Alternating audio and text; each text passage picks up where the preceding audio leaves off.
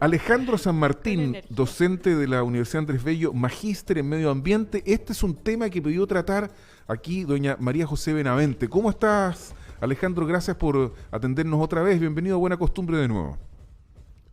Buenos días, Hola, muy Alejandro. buenos días, Álvaro, María José. Muy bien, gracias. Oye, nosotros queremos hablar de este anuncio, y más que del anuncio, de lo que significa que Chile pudiese, no sé si la expresión correcta es ser productor de hidrógeno verde. ¿Ah? Y María José le interesa el tema, así que... La primera Sí. planta a nivel mundial, además en Punta Arenas, lo que también llama mucho más la atención en la región del de Magallanes, una región al extremo sur de nuestro país, y preguntar un poco qué significa esto para nuestro país, es decir, la primera planta a nivel global, y además preguntar algunas cosas básicas para poder entender este tema, es decir, ¿qué es el hidrógeno verde? ¿Para qué sirve? ¿Para qué sirve una planta finalmente? ¿Es tan sustentable como se dice? Porque recordemos que no tan antiguamente, pero antes se decía que las represas, ¿verdad? Eran sustentables, ¿verdad? Que no generaban un impacto mayor a la naturaleza, y así vamos avanzando. Entonces, para que nos puedas explicar, Alejandro, qué significa que en nuestro país exista la primera planta a nivel global de hidrógeno verde. Sí, hola. Bueno, creo que lo primero que deberíamos decir para que la gente lo tenga relativamente claro es que el hidrógeno es un combustible que viene usándose hace mucho tiempo. Si ustedes recuerdan, en los años 80, qué sé yo, los transbordadores espaciales, etcétera, todo se combustionaba en hidrógeno sólido, no, otra forma de tenerlo, pero era con hidrógeno. O sea, el hidrógeno ha existido como combustible por bastante tiempo. Nosotros tenemos plantas de hidrógeno tradicionales para la industria en nuestro país. Lo que ocurre es que el hidrógeno es algo que está muy presente en la naturaleza, en el aire, en el agua, y por lo tanto se puede generar o se puede obtener en cualquier parte del planeta. Lo que pasa es que generalmente se ocupa, o tú requieres energía para separarlo de su lugar donde está. Por ejemplo, lo más común es desde el agua, separarlo del oxígeno. Y tú por un lado obtienes hidrógeno y por otro lado obtienes oxígeno. Para eso requieres energía. Si tú eso lo haces con energías tradicionales, con petróleo, con carbón, con lo que sea, eso no es una forma sustentable de producirlo. Lo que ha ocurrido es que ahora tenemos fuentes de energía limpias, como la solar, como la eólica, por ejemplo, y que te permite transformar esa energía, usar esa energía en esta separación del hidrógeno para obtener este combustible. Y a eso es lo que llamamos hidrógeno verde.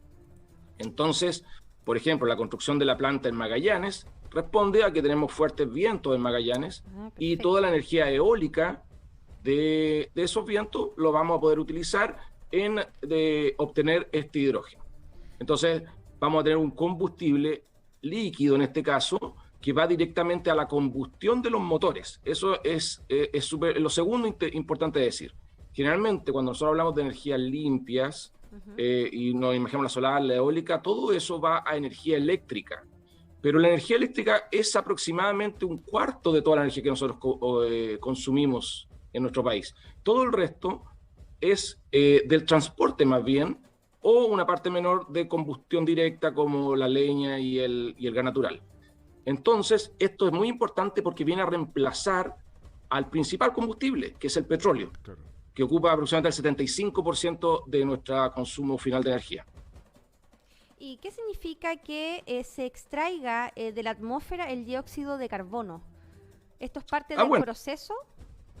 No tiene que ver con la producción de hidrógeno, tiene que ver con que tú estás reemplazando petróleo o benzina, queroseno, lo que sea, de la materia energética. Tú dejas de echarle gasolina a tu automóvil finalmente. Ese combustible es el que genera CO2 y gases de efecto invernadero. Entonces tú vas a dejar de combustionar eso, de usar eso, y por lo tanto vas a dejar de emitir esos gases de efecto invernadero. Oye, Alejandro San Martín, la proyección que se hace, porque también están los automóviles que encuentran su energía en la energía eléctrica, ¿cierto? Entonces ahora se está explorando esta forma. ¿Cuál es la proyección de reemplazo? Porque a mí se me ocurre que tiene que haber aquí fuerzas, ¿cómo se llama?, reaccionarias. Toda la empresa del petróleo tiene que estar resistiéndose a que haya estas energías alternativas porque finalmente terminan liquidando el negocio. Entonces, la proyección es cuándo se podría reemplazar los combustibles fósiles por los nuevos, o no es así, estoy hablando puras leceras, ¿no? No es así. Obviamente en este momento la grande empresa tradicionales, digamos, lo que están tratando de alguna manera es de alargar el plazo de vida de los automóviles con combustión interna, que es lo que llamamos a los que queman gasolina o diésel. Pero en Europa ya hay fechas claras para dejar de producir o vender automóviles con combustión interna, y todos los grandes fabricantes de automóviles se están pasando a vehículos eléctricos. Por lo tanto, lo que vamos a ver es un recambio muy grande en los próximos 20, 30 años de los vehículos que conocemos. Y las grandes empresas automovilísticas van a vender automóviles eléctricos y algunos a hidrógeno. Ahí es interesante decir eso, ya que estamos hablando de hidrógeno verde, es que lo que sí hay una fuerte pugna hoy día, y que parece que para el segmento de automóviles livianos, como los que nosotros usamos, el eléctrico se está imponiendo porque lleva ventaja simplemente en tiempo, comercialmente, etcétera. Pero otra cosa es el transporte de carga. Los camiones, en nuestro caso la minería, la forestal, probablemente ahí se va a imponer el hidrógeno como combustible porque es capaz de dar mayor potencia y tiene una mayor duración, digamos. Perfecto, entonces acá y acá hay un dato relevante, por ejemplo, dice que esto va a ser en reemplazo del dióxido de carbono extraído de la atmósfera para poder producir 350 toneladas de metanol y 130.000 litros de gasolina. ¿Eso significaría el impacto de poder tener una planta entonces de hidrógeno verde? Sí. Lo que pasa es que el proyecto de Magallanes, por lo que se entiende de lo que se anunció, es un proyecto un poco mixto, que no solo produce hidrógeno, sino que produce otro producto, que es el metanol, que es otro elemento que se usa más bien en la industria.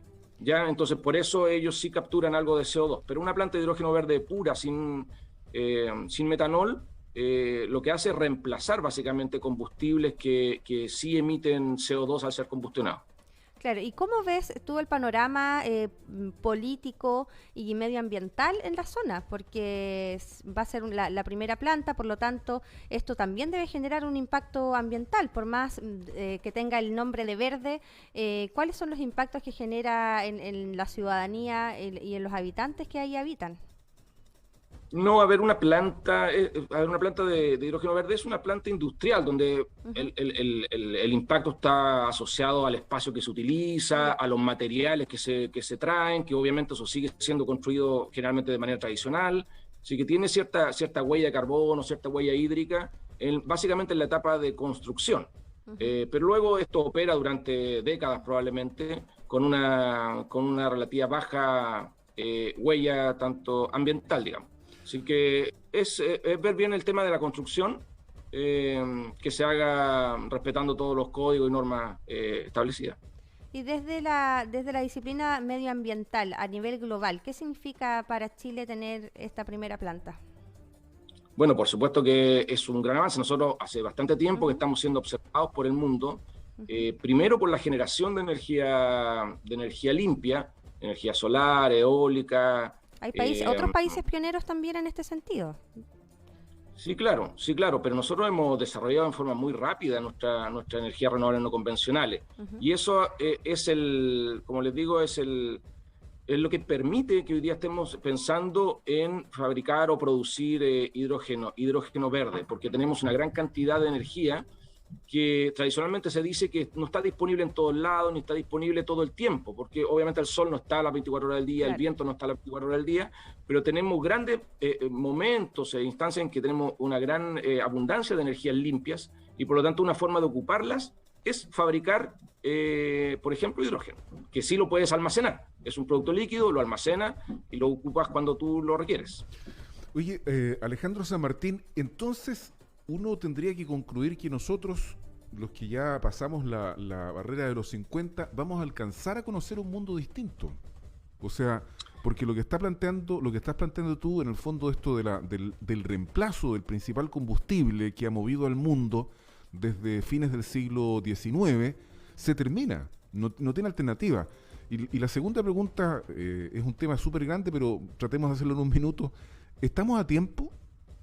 O sea, ¿va a quedar mundo cuando en 30 años más el petróleo ya no se utilice como el combustible principal que mueve al mundo? A ver, sí, probablemente todos los que aspiremos a estar todavía el 2050, que es la fecha que las Naciones Unidas se ha puesto para que los países se comprometan a ser carbono neutrales, Sí. Y probablemente muchos lo van a conseguir antes, el 2040, en ese orden de años, digamos. Sí vamos a ver un cambio sustancial en lo que en lo que nos rodea, digamos, ciudades bastante más limpias probablemente, porque no solo se emite CO2, sino que los vehículos emiten otros gases Sí. que contaminan nuestras ciudades, ¿no es cierto? Contaminación local. Y más silenciosa también. Todos estos motores eléctricos Son muy silenciosos, y de hidrógeno son más silenciosos también, por lo tanto deberíamos ver una diferencia. Ahora, si eso va a ser suficiente para detener el tema del calentamiento global, eso está muy en duda. Probablemente no.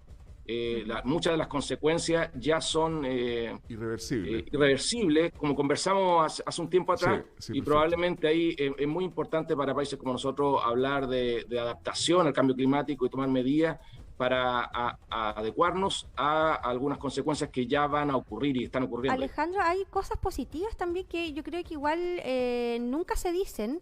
Por ejemplo, lo de la capa de ozono, que antes se hablaba mucho de la capa de ozono. Era básicamente todo lo que cuando se hablaba de medio ambiente se hablaba de la capa de ozono en los colegios, cuando éramos pequeños, todo.